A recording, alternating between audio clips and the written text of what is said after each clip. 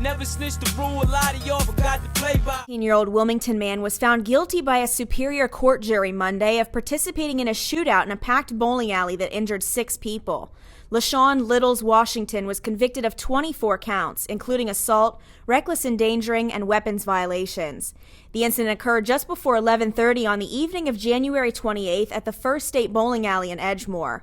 After getting into some kind of altercation, Washington opened fire and at least 2 other groups joined in.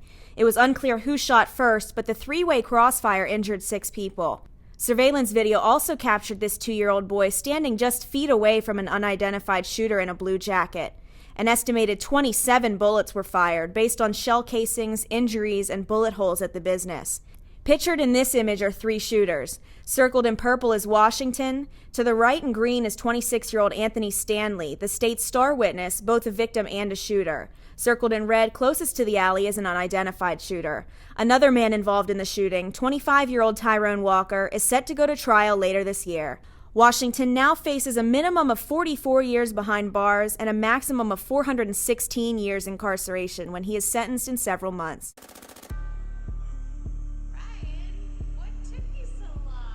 Wilmington, Delaware is not a city people talk about for its charm or calm. It is rough, strained, a place shaped by long-standing poverty, gun violence, and neighborhoods where sirens are more common than silence. Many streets carry a reputation for danger, not comfort. People learn early which blocks to avoid and when to stay inside. On cold winter nights, businesses close fast, not out of routine, but caution. On January 29th, 2011, one of those places was First State Bowling Alley, a rare neutral ground in a city defined by tension, a place where birthdays were celebrated, leagues competed, and families tried to carve out moments of normal life. That night, even that refuge was not spared. Just before midnight, the bowling alley was full. Laughter bounced off the low ceilings. Music played softly beneath the crash of pins. The event drawing people together was a high school class reunion. Former classmates from Chester High School, class of 2002, had come to reconnect. Some hadn't seen each other in years. There were hugs, handshakes, stories about jobs and kids and how fast time had passed. It was the kind of night built on nostalgia and relief. For a few hours, adulthood was put on pause. Then the sound changed. Gunshots cut through the building, sharp and sudden. The music stopped. The laughter vanished. People dropped to the floor or ran blindly for exits. In seconds, the bowling alley transformed from a place of reunion into a place of terror. 6 people were shot. The floor that once echoed with bowling balls was now slick with panic and confusion. No one understood what had happened or why. Police arrived quickly. Ambulances followed. Victims were loaded into stretchers while friends stood outside in shock, calling loved ones, crying, trying to understand how a night meant for celebration had ended in bloodshed. 6 people were wounded.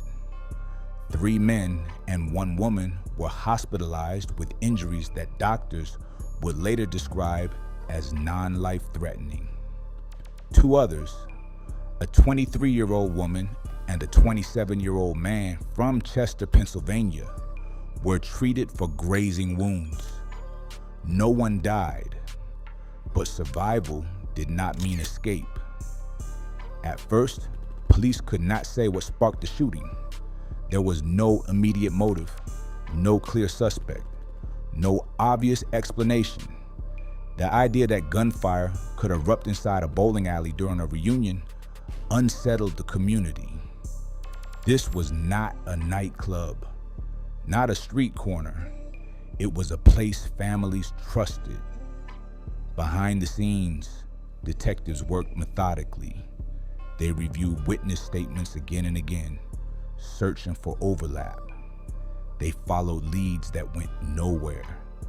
They listened to conflicting stories and tried to separate fact from fear. It was a difficult case, but investigators kept pushing. Eventually, a picture began to form. Authorities came to believe the shooting was not random. It was the result of a dispute between groups who happened to cross paths that night. What began as tension escalated into gunfire. The setting was wrong. The timing was disastrous, and the consequences were permanent. Months after the shooting, police announced arrests. 3 men were charged in connection with the violence. LaShawn Washington, 18 years old, Anthony Stanley, 27, and Tyrone Walker Jr., 25. Prosecutors alleged that all 3 fired weapons inside the bowling alley. The charges were severe, reflecting the danger posed to dozens of people who had done nothing but show up to bowl and reconnect with old friends. In June 2012, the verdicts came down. LaShawn Washington, Anthony Stanley, and Tyrone Walker Jr.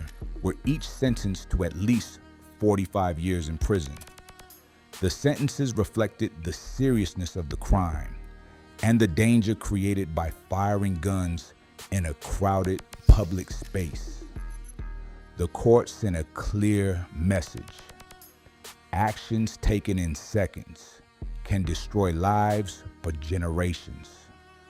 For the victims, the sentences brought a measure of closure, but not peace. Nothing could erase the memory of that night. Nothing could undo the fear or restore the sense of safety that had been taken. Healing was ongoing, uneven, deeply personal.